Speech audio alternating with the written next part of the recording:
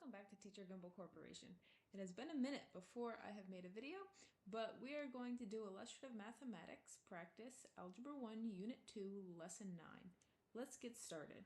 Also, if you like this video, please like, subscribe, and share, and have your friends subscribe too, because the more subscribers, the more videos I can make. Alright, problem number 1. A car has a 16 fuel tank. When driven on a highway, it has a gas mileage of 30 miles per gallon. The gas mileage, also called fuel efficiency, tells us the number of miles a car can travel for the particular amount of fuel, 1 gallon of gasoline in this case. After filling the gas tank, the driver got on the highway and drove for a while. How many miles has the car traveled if it has the following amounts of gas left in the tank? So we have a 16 fuel tank and we have 30 miles per gallon. So on 1 gallon, that means we can go 30 miles. On 2 gallons, we can go 60 miles. On 3 gallons, we could go 90 miles. Okay, that makes sense. ... So if he has 15 gallons left, that means he started with 16 gallons. We have 15 left. He used 1 gallon. That means he went 30 miles. If he has 10 gallons left, well, we started with 16, and he used 6 gallons. Now, we see our pattern here where we're adding 30 to each one. So we're going to say 6 times 30, that's 30 for each gallon, is going to get us 180 miles. Now, what if he had 2.5 gallons left? Well, we say 16 minus 2.5, and we get 13.5 gallons. And in this case, we're going to say 13.5 gallons times 30, and we can go ahead and we can do the math. Now, when you're doing math like this, if you can do it in your head, good for you. If you can't do it in your head, feel free to go ahead and grab your calculators or go on Desmos to help us solve this, and we get 405 miles. Make sure that when it's asking a question that's applied, that you have units inside of your answer. Let's go to number 2, and I'll change colors. Write an equation that represents the relationship between the distance the car has traveled in miles and the amount of gas left in the tank in gallons.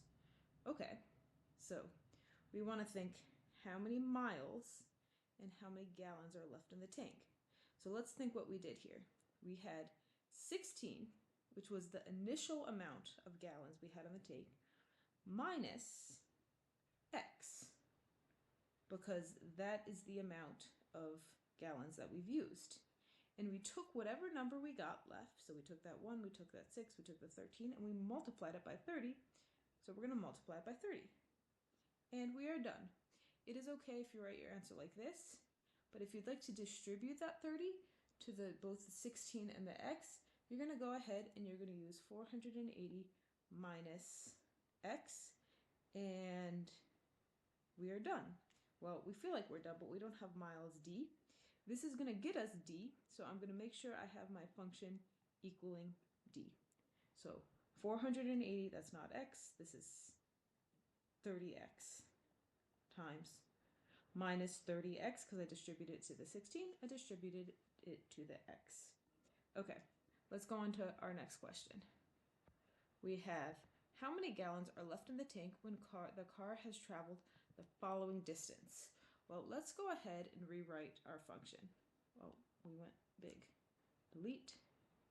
So our function was our distance is equal to, remember we have miles D, 30 times 16 minus X. And X is how many gallons we have in the tank. How many gallons are left in the tank when the car has traveled the following distances? 90. So in this case, we know we traveled 90, but we don't know what X is. So we want to go ahead and solve for X. In this equation, I'm going to divide both sides by 30, and I'm going to get 3 is equal to 16 minus X, and then I am going to subtract 16 from both sides, and I'm going to get 3 minus 16 gets me negative 13. This goes away, equals negative X, and if both sides are negative, we can go ahead and make both of them a positive, because what we're really doing is we're multiplying this side by negative 1 and this side by negative 1. So X is 13, Remember, X represents gallons, so it's an applied question. We always put our answers in applied units. What happens if we had 246 gallons? So I'm going to take my eraser because I'm starting in the same place here. Or 246 miles. It's late at night making this video. Sometimes we make mistakes and that's okay. So 246 represents the distance. So I'm going to replace my distance with 246. I'm going to do 30 times 16 minus x. Now in this case, let's say we had our 30 distributed, because we can write our function in both ways. So this is the function we talked about in 2, the different way to write it. So if I wanted to go ahead and I wanted to solve it like this, I would subtract 480 from both sides because I want to isolate my x term, my variable, so I can solve for it. If I only have one variable in an equation with an equal sign, that means I can solve for it. I get negative 234 is equal to negative 30x. I'm going to divide this side by negative 30 and this side by negative 30. He goes away. And I'm going to get 234 divided by negative 30, or negative 234 divided by negative 30, and I'm going to get 7.8. Remember, our answer to applied question has always a unit on it, 7.8 gallons. Write an equation that makes it easier to find the amount of gas left in the tank X when we know the car has traveled d miles. So similar to what we just did, we are going to start with our function. Now, in order to solve what we just did, we had to go ahead, we had to plug in, and then we had to solve. We want to make it easier. So what we're going to do is we're going to solve for x. That means we're going to get that x term all by itself. So let's go ahead and start by dividing by 30. We're going to cross it out, and we have d over 30 is equal to 16 minus x. Then I'm going to go ahead and I'm going to subtract 16 from both sides. I can't combine a term with a variable and a term without a variable, so that just turns into d over 30 minus 16. That's going to equal negative x. The last thing I'm going to do is I'm going to multiply both sides by a negative, so that turns positive, and this whole thing is going to be negative. So we're going to go ahead, and now we have our function.